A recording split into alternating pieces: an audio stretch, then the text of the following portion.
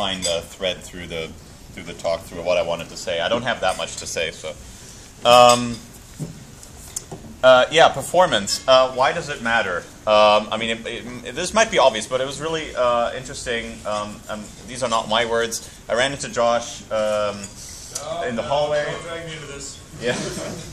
I ran into Josh in the hallway the other day, and we talked a little bit about it. And that quote kind of rang with me. It was like, you know, we can have the slickest designs and so forth, and I think they are really slick. Like our apps, they look awesome. But in terms of you know what sort of rings with the user, you know, I mean he just said those numbers, and maybe other numbers are truer, but I think we can all agree that user satisfaction depends a lot on about like how responsive the device feels, so yeah, I mean that's kind of the motivation why I think we should be at this point of at this stage of our process, we should be sort of looking at that as sort of the first kind of polish that we probably want to do, even maybe before we fix some of the other polished problems that I'm sure are there, and where maybe the UI isn't as slick, but maybe it's more important to look at the performance then, or I would put it to you that it is probably more important to look at the performance than fix every layout issue. Just do so I should keep. I have to answer to my UX designer friends for that quote. But you can't have one without the other, right? Like a smooth UI is a forgiving UI. A smooth UI you're more willing to be adventurous with. You're more willing to just explore and actually use the thing. A UI that takes 5 seconds to respond to every input, A, you want to throw it through the fucking window. But B, you're just not going to use it to the fullest extent. You're not going to explore the nooks and crannies. You're not going to become proficient with it. The best thing iOS did was get its performance up. So it's easy to use, it's beautiful, but it's also forgiving. You're going to actually use it to its fullest extent. Right. So you know you got to have a beautiful experience, an easy to use logical experience that's designed towards doing the things you care about doing, finding content, dialing the phone, you know, sharing with friends, and then the whole thing's got to be performance and actually slick and cohesive. Yeah, exactly. And if an operation, if something like you're exploring the device and it like every step of the way takes a second out of your time, you'll stop doing that. So exactly. So kind of which means like I'm sort of like I try to like put this into a sentence, and I like alliterations, and it sort of failed a little bit. But basically the you know, remember the three show shit tune. I mean that's really the kind of key. Like how do we and you know how do we do this? And of course we do this by lying. Like, you know, in a perfect world, the device would be super perfect, and we would have all the data, we could show it all at once, and everything is perfect. But this never happens. So we have to lie, we have to make things up, we have to draw things before we know what we're going to draw, and things like that. It's all about tricking the user into thinking the device is really responsive. But we want to make informed decisions. So the most important part of this whole thing is you want to start by measuring, and I feel like a lot of these points are probably like you've heard them 1,000 times, but this next point I really want to emphasize: measure on the device. It doesn't matter. I'm going to tell you, it doesn't matter how long it takes on your desktop. Any measurements are completely, I would say, almost absolutely not correlated probably to what it's going to look like on the device, because the device is slow, we know that, but B, like when you're trying things in nightly or something like that, you're running into completely different characteristics in terms of I/O, for instance, because the phone runs with multiprocess, so a lot of the APIs they have to do cross-process I/O. I/O, disk I/O in general, is slow, can be super slow or erratic on these devices. The file system is a big part, or takes big blame there. And stuff like CPU wake locks change the characteristics of how the device behaves depending on what sort of its context, what context it is in. So it is very different. The device can behave very differently than your desktop computer. So it is super important that you don't even start measuring on your desktop. You want to start measuring on the device. So the question is how. And one of the biggest sort of things to keep in mind there is that you don't influence the way the device actually works in a kind of systematic way when you measure things. So sort of the Heisenberg problem. You observe a piece of physics, and by observing it, you change the nature of the experiment, kind of. And you don't want that to happen. So one of the sort of most low-level basic ways that we have right now to make measurements, and it can be painful, but it can be also like super enlightening, and it's almost never going to do you wrong, is to just do, I'm talking about Gaia stuff here. You do date now, but even when you're in Gecko and a lot of the stuff that we have is in JavaScript, and even in C, you can just take timestamps, and you just use date now and console log. And of course, the console log, that part, because it does I/O, that is going to affect, like if you do it a lot in a tight loop, you're not, now you've definitely invoked Heisenberg.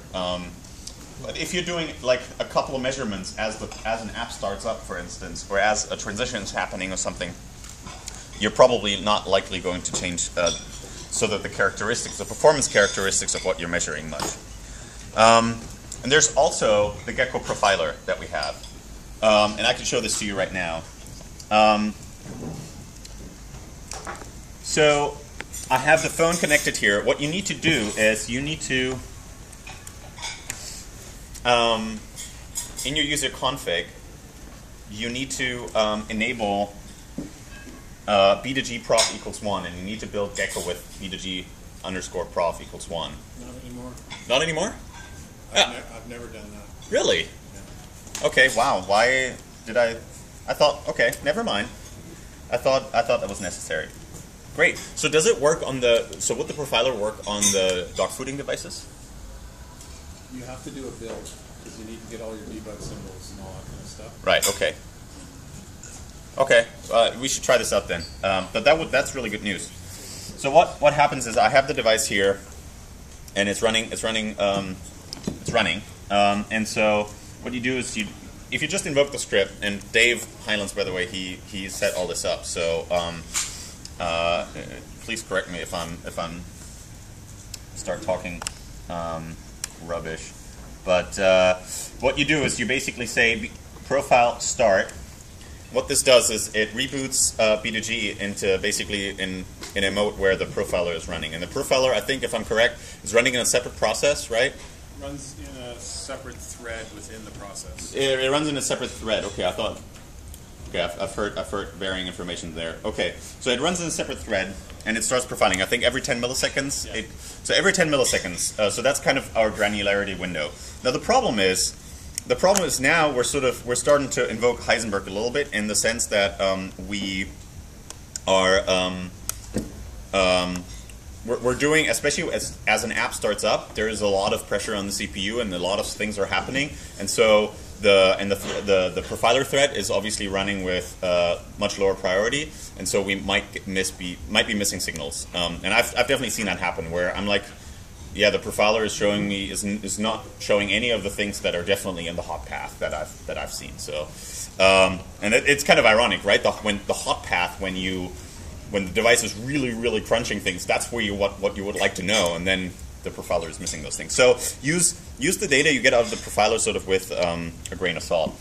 So now I can basically start doing things. For instance, I can load, say, the dialer app, and for instance, because I want to look at the dialer app performance at the startup time or something. So I've done that now, and now I just say profile capture. What it does is it starts pulling off that data off the phone. And so it downloads the stuff for the B2G main process, and then for every other app process that we have running on the phone.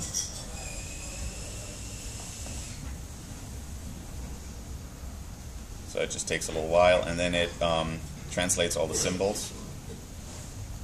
Did you mention how the profiler captures seconds? It's a circular buffer, so there's no rush to pull what you profile. Like, it keeps 100 seconds worth of data. Right. So if you profile, then your data is just sort of moving in the window, so you don't have to hurriedly press profile capture. Yeah. Okay, that's a really good point. Yeah. So I didn't know how long what the time window was, but okay, 100. It depends on the sample interval, but at 10 milliseconds, it's seconds. 100 seconds. Okay, so it keeps 100 seconds worth of data. That's good to know. So what you can do then is there's a UI called Cleopatra. Yeah, I got it here. And so what you do is you basically point it at your profile file, and you do that by pointing it at the .sim files, which have been basically converted to include the symbols. So the symbols have been resolved. So communications is the dialer app. So I'm going to open that, and it processes that, and then we get a readout here, and we can see there's a lot of stuff happening up front, which is kind of makes sense because that's when the app starts. So we can start looking at that range, for instance, and then we can start looking at what actually are where do we spend our time. And process next native event, that's just spinning the event loop. That's not super interesting. Here, for instance, we fire timers for garbage and cycle collector stuff. Also not super interesting. Unless you start doing that a lot, then you might want to look at why you're putting that much pressure on the garbage collector. And so, here, for instance, we're looking at the big sort of mountains there, and we see that it's like a lot of it is apparently like an XML HTTP request. And so, and now you can basically drill down. You can also filter if you say, well, I'm a Gaia developer, and I suspect sort of the inefficiencies in my code and not the way I use Gecko or something like that. Then I can also say I just want to look at JavaScript only. Did you show filtering by sample range, so you can clear out all the Yes, idle time? that's what I just did. Like, see, I'm like that, and then Okay, perfect. I can like look in the sample range here, and The other thing I found really confusing is the height of the bars on this graph has nothing to do with how long it takes. The height of the bar is how deep the stack is. And right. Oh, that's a good time point. is actually on the side. Right. Right. So the time is on the side, and it's sorted by time. So yeah, you see this. This took 113 milliseconds in total. So that's our handler. That's the L10S. So here we're actually seeing what that mountain is. It's actually what that peak is. It's L10S.js, and so we see that we spend a lot of time just parsing that file and stuff like that. Can you go back to the JavaScript building? Sure. And then click on the second line. Like what? Oh, the second line. Yeah. So one thing that I found really confusing about the profiler, when you're using a normal profiler like Perf or like Sharp on Mac or whatever. It's a CPU time-based profiler, so if your process is idle, you get a 0 for that method. Right. But in this profiler, it's a wall clock time profiler. So if your process is idle, you get counted. And so that's what it's showing there with that green bar in that second line is we're idle 43% of the time. That's a big difference between this profile. Yeah. Yeah, because it basically takes a sample every 10 seconds, 10 milliseconds. So you get wall clock and not CPU time. Yeah. Yeah, there is definitely things to be kind of still to be desired about this, but it can give you. Also, we're pointing out that this UI in the profiler was designed by your peers at Mozilla. So things to be desired is kind of weaselly. Just file a bug. Yeah. Talk to guys on IRC. Go whine about this stuff. It'll get fixed. For sure, and that's a really good point. This has actually been written by people at Mozilla. This HTML UI to interpret or to display the graph data, this profiler I heard will also be the basis of an actual JavaScript profiler as part of the DevTools package in Firefox, and probably also then in Firefox OS at some point. We can give them feedback right now to the DevTools people about how usable it is and what kind of data we would like to have. Okay, any questions about this? Is there a wiki page or somewhere where this is documented? Yes, there is. Dave wrote a wiki page. It's actually on MDN, where it should be. Cool. Did you show uploading samples for bug reports? Oh no. That's really good to know for people, especially people doing QA. So I I don't think I've ever done that. So you do upload full profile or something? Yeah. So the profiler UI is actually almost ingenious with how cool it is. So it's just a web app. You can pass it a link to profile data, and it'll load it in any browser anywhere. So Filicon showed taking a sample on his machine and then uploading it to the profiler UI running locally. Once you've done that one step, you can actually upload that profile to a server, which is that link in the bottom left that I think you're hovering over. Yeah. And then you agree to the privacy notice. And when it finishes uploading, it'll show you a link right there. And so that link takes you to exactly the same profile data. But the cool thing is you can paste that link in a bug report. You can paste it into an email, a Gaia issue, and whoever clicks the link will get exactly the same view that you saw. Except I am running Cleopatra of my file system, but yes. Okay, all right. What's the URL for I don't know. I don't know. Is there Let me pull it up. For people in Mozilla.com.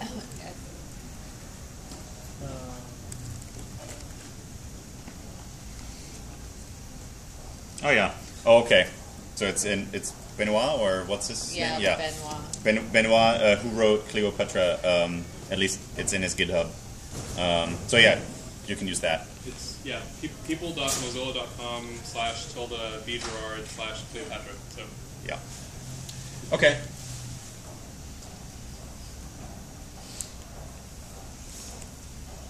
So yeah, in terms of like looking at how you solve performance problems, there is no silver bullet, of course. There are some common solutions that you kind of like find using all over the place, and I'm sure a lot of you have used those and probably have missed also some. So you know, one of the big ones is when you find yourself doing I/O, when you find yourself fetching stuff, when you find yourself like fetching stuff over and over again, you build a cache. You optimize your data structures in the way that you end up using the data. Classic example: SMS, the messaging app, has to like rebuild a bunch of stuff right now on every load, on every time it like refreshes the data from the SMS database. And so one of the solutions is here, whether we do it in Gecko, whether we do it in Gaia, doesn't matter, but we want to have the data ready in the exact way that we want to display it. So threaded by number. And so if your API doesn't give that to you, and you know when you talk to us and for some reason we cannot give that API to you, then you want to start looking into caching these things and building your own data structures. And yeah, and then of course that sort of comes with like keeping those in sync, and there's all sorts of work involved there, but sometimes that's just part of the job. One of the ways you can store this information then, so you don't have to rebuild it all the time, is IndexedDB. IndexedDB can be really fast, comparatively at least on these devices, comparatively to a lot of other stuff. You can do when you're doing stuff at runtime, caching things at runtime, function memoization. Does everybody like? Please raise your hand if you have like any questions about like. Okay, you yeah. Function memoization. So it's basically when you have like a function.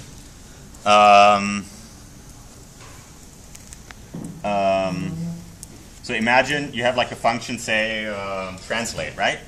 That translates a bunch of text into a language. I'm just making things up here, right? Let's say you find out that this function gets called for the same text a bunch of times for whatever reason. What you can do is you can basically build like a cache. So you can say something like, you create a map here, and then you say something like if text in translations, then you just return translations text lang or something like that, right? Like basically have a fast path, and then that's your fast path, and then the slope path kind of like follows from there. That way you don't end up changing any APIs, and you know there's even ways you can wrap existing functions in another function, and that way you don't even end up messing up the original implementation with your memoization. So there's a lot of a lot of kind of I think it's like a 5-line higher order function that right. you can just pass any function and get back a memoized version. Right. It's really simple. Right. Exactly. Yeah. And again, of course, like you can. I mean, these are just kind of individual techniques that I could think of this week. Another kind of big chunk of kind of performance improvements is simply lazy loading. If it doesn't need to be shown right away, just don't load it. That's kind of the the idea is you load up an app, right, and you want that app to appear as fast as possible. Not all of the app, just that one screen.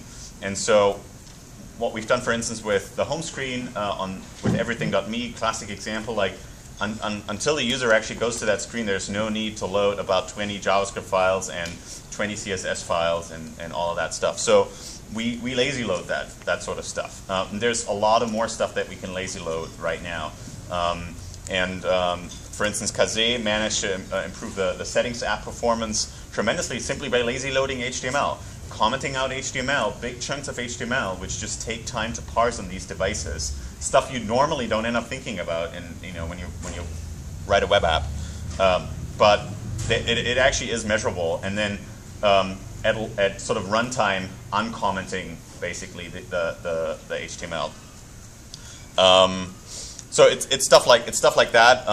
Whether it's HTML, it's JavaScript, CSS. Basically, trying to figure out what can we load at runtime and what do we need to load when the app starts up. And there's of course like other stuff like avoiding common pitfalls, CSS reflows. Andreas had a really great talk at the last work week. That's on video somewhere. And I'll try to find the link and send it around again, or people can see me, or we'll somehow link to it. And basically making sure that we only paint whenever is necessary. And there are tools that are built into Gecko, stuff like the Flash repainting. Has anybody not seen the Flash when repaint feature? Good. Everybody's seen that. That's perfect. There's other stuff like creating lots and lots of objects will blow up your process's memory usage. Justin talked about that. If you see that sort of the proportions are getting out of whack, it means you're creating way too many objects. You're putting a lot of pressure on the GC, and at the same time you're forcing Gecko to kill other processes, which means that in sort of the overall experience will be that when the person, for instance, goes back to whatever app they were using before that, that will have to be relaunched, and it will now take 2 seconds rather than 200 milliseconds to start up. So, those are things to keep in mind. Finally, please test on device. Thank you. Did you talk about critical path? Sorry? Did you talk about Critical path? Yeah, it's like goal-oriented optimization. Yeah, sure. I mean, go. Okay. I talked about like. Sorry, go. Go ahead. Okay. Yeah. Let me just. So just to add to what Phil said, I wanted to talk kind of a higher level process of optimization. So sort of the general steps to follow to make sure you stay on the right track. So most of what we're targeting right now is startup optimizations, but this process applies for pretty much anything you're trying to optimize. So the first thing you want is a solid reproducible test case. So startup is generally pretty easy. Like the only thing you have to worry about with app startup is that you don't have other things running on the system at the same time that affect your startup times. So when you find that you do have a performance problem, you want to get a baseline performance. So fix yourself on a set of commit hashes. Take some measurements, find out what the variance in the measurements are, how much they vary run to run, so you know how much confidence you could have in your data. And then find a reproducible set of steps to get that data. And it even helps to write it down. You definitely want to write down the measurements, and it helps to write down the steps as well. So the next thing you want is sort of a specific goal that you're trying to optimize. So what does startup time mean, to continue that example? So generally what we care about is user perceived responsiveness. So we can process 10 billion database transactions a second for 10 seconds, and we get great throughput. But if the user doesn't see anything on the screen during that 10 seconds, then it looks like the device is just hung.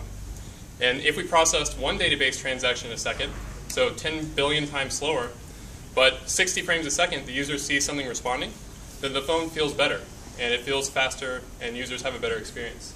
So that's generally what we want to optimize for. So taking that to startup, the only way that users get feedback from the device is from what they see or hear or feel, from tactile feedback.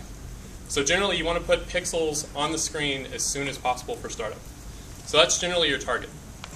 In addition to that, it does matter what pixels go on screen. Like, you could just draw a random rainbow background. This is actually the splash screen technique, which is where this comes from. And if the main sort of view of your app is a black screen with a header and some sort of background, then the user is going to feel a transition from that splash screen to the main screen. So if you can show a splash screen that's as close to your initial main screen as possible, then the user will feel like the startup is faster. There's less disruption in that path. And so once you've identified that target, and it does vary per app, then that's sort of your goal. And then you have a path to get to that goal. So let's just take a random example. Like, the SMS app is a pretty decent example. So in the SMS app, you have a header that's basically static. It'll say SMS. It has a background. It has a border around it. And it has a content area. And then the content area is filled in dynamically based on your contacts, your SMS database, whatever state is on the device. But there's a basic kind of target you can shoot for in startup. So if a user sees this SMS header come up and the border get drawn very, very quickly, then it feels like the SMS app has already started up. And then if data to fill in the content area, reading databases, reading contacts, is loaded lazily in the background, then that's great. Like, it may take 5 seconds to load all of the data, but if a user sees something in 100 milliseconds, it's going to feel like startup was instant. Even if we just focused on the database transaction, ignored the initial UI, it might take 4 seconds. It's going to feel like longer startup. And that's a real key point. So you want to make sure you get something on the screen that's useful as soon as possible. So anyway, continuing with the SMS example, this initial screen with sort of a header and borders and maybe an empty content area, that's a good target. So this is the target you're going to shoot for. Now, to get to that target, you have to load a set of files. You have to run some JavaScript. You have to do some other things in the background to actually show that UI. And the set of steps that you take to draw that UI is called the critical path. And so to optimize for a particular target like this, you want to make the critical path as short as possible. So to take an anti-example, what you don't want to do on the critical path is something that's irrelevant to showing that UI. So like maybe you're using jQuery for some sort of secondary UI, like some sort of pop-up menu.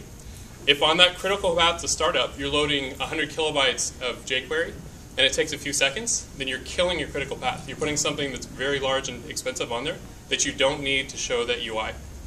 So this is where the profiling tools come in. So this lets you identify what's on that critical path to your target. And if you see things that are on there that you don't need, just ruthlessly cut them out. So that's back to the lazy loading point. And beyond that, when you've sort of cut out the inessential things, so you know that you're not doing anything that you don't need to get to the critical path, then that's when you want to look at optimizing for particular kind of cases. Like, let's say you've eliminated all of the unnecessary CSS that's not needed for that initial screen. If you see CSS parsing or selector matching or something taking up that time, then you want to drill down into those things and see where you can optimize. So CSS selectors is a good example because some selectors are slow, some are fast, and you want to make sure you're choosing them appropriately for the use case that you have. For showing UI really, really quickly, you want to only use cheap selectors. And so profiling is another great way to find that out. So you can look at the profile. You're spending a lot of time matching selectors. You can try and figure out which file these are coming from by just looking at what's being loaded on this critical path. And then this is a great time to either experiment on your own, or you can come talk to platform people who kind of know which buttons you want to push and which things you want to stay away from to figure out how to optimize your file more. And when you're choosing these kinds of wins, then you want to choose them in the order of benefit that they would get. So let's say that you're looking up at a startup profile that's 2 seconds, and you spend 1 second, again, let's just say matching CSS selectors. If you're spending a second on that, but you're spending, say, 50 milliseconds on building some JavaScript data structure, if you look at that JavaScript and you say, oh, I know how to optimize that, let me go ahead and spend a lot of time to change this code and make it faster, the most you can win is, well, I don't want to do the math in my head because I'm going to embarrass myself, but a very small amount, 20 times less compared to this 1 second you're spending on the CSS selectors. So you want to focus on the big ones first and then go to the smaller ones. And usually, once you've fixed all of the big ones, then the smaller ones add up to enough that you don't have to care anymore. So like maybe you're doing something slow in building this data structure, but it doesn't matter. It's 10 milliseconds. So, and you've already hit your target. And then the other thing you want to be really careful about when you're doing these kinds of optimizations is to be a really good scientist. So this gets back to having repeatable measurements and knowing the variance of what you're trying to measure. So let's say that you've done your profiling, you've identified some expensive bit of code that you want to optimize. Then you'll have a set of ideas for how you want to optimize that. Like maybe I want to change these selectors. Maybe I want to change the structure of the HTML. Maybe I want to redo X and Y and Z. So what you want to do is get a sense of which of your hypotheses, which of these possible approaches is likely to have the best benefit. And to do that, you can usually write a really quick hack to sort of prove the concept of the idea, even if it breaks something, a minute later in the app that you don't care about for your critical path. Get very good measurements, and then evaluate which of your approaches, which of your ideas is most likely to pay off. And then when you found the one that's most likely to pay off, then go ahead and implement it, and then remeasure and make sure that your initial guess, what you measured with your quick, cheap hypothesis evaluation, matches what you got after writing all the code. Yeah, I think that's it. So the real key is to be driven by data. And make sure you're very concrete and you're evaluating wins from best to worst at each point in the game. And always optimize for a particular target. The more specific target you can optimize, the easier it is. Because the easier it is to find all of the other metrics you want. The easier it is to get data, the easier it is to design an experiment, the easier it is to make it repeatable. And the easier it is to measure, in fact. So I think that's it. Thank you. Yeah. That's a lot of stuff I also should have said. I think I definitely want to stress one of the things that Chris said. I definitely did not talk about sort of taking measurements, and one of the things that you want to indeed do is, like when he says be a good scientist, that a lot of the times this means like having repeatable steps to reproduce and everything, and then especially means being a good statistician. So just taking one measurement often just doesn't cut it because the variance can be quite large. And I've seen like code that is definitely optimized sometimes be a little slower than some other measurement of code that wasn't optimized. So what you want to do is like take 5 samples, maybe 10 samples, depending on, you can see from the variance already pretty quickly like how many samples you probably might want to take. So that's the only thing I would want to add to that. I have a tip as well. You talked about using the date for Yes. timestamping stuff. It turns out in the logcat, every line is actually timestamped already. Right. And you can use logcat minus v thread time Yeah. to get that information. Yeah. So exactly, if you do ADB logcat -v thread time, you'll get timestamps already. So you don't even need to compute. You don't even need to compute time deltas or something. And it will also show you the process ID and the thread ID of who made each log, so you can tell, is this coming from the parent process or the child process. A really good way to, you changed my Emacs, my terminal mode, Justin. I don't know how to Does that show Emacs? Or does that show crap? Yeah, so this is, for instance, a logcat with that information. And you see the timestamp here, and you see the process ID here, so you can actually grep also for the process ID when you're just interested in the output of a particular app, which is what you usually are. So, good point. There's one more point I wanted to add too, which is, so Philicon touched on this earlier in the talk, but just to make it very explicit, like, it's really great when you have nice, pretty tools that have nice UIs and can do nice analyses for you to solve problems, and that's often what you want. But when you're trying to profile and you're trying to measure something, you need to find the best tool that allows you to answer your question as specifically as possible. So it may be that loading something in the profiler gives you good data, but it's impossible to tell what's going on inside the UI and inside the data. So never be afraid to stick date.now across some call to try and measure something you're measuring. That date.now can often give you the best data out of anything that you do. And the other thing to keep in mind too is you have kind of a tension between building repeatable tools and then building very specific, even as hacky and disgusting as you could imagine, frameworks to test a hypothesis. And if it's possible to use a nice tool, then you should do it. And if it's possible to take a hack and evolve it toward a tool, then do it too. But I would be ashamed to tell you of some code that I've written to test particular optimizations or to measure certain aspects of the code. And often that's the right thing to do. So like, don't be afraid to hack things to pieces to get the measurement. The important thing is the measurement. No one's ever going to see the code you write, and you don't have to check it in. You're trying to answer a hypothesis. So. Any questions? Cool. Yeah, if some of you are interested in sort of more details, I've just finished sort of looking at the home screen. So I have, for instance, some answers about the home screen. Kazé has some answers about the settings app. Margaret and John are working on sort of localization, optimizing that. And so there's a bunch of us around who sort of are looking into things and sort of finding things out and poking at things and testing hypotheses, etc. And so just grab people if you are looking into things and sort of are trying to find answers. Okay, thank you.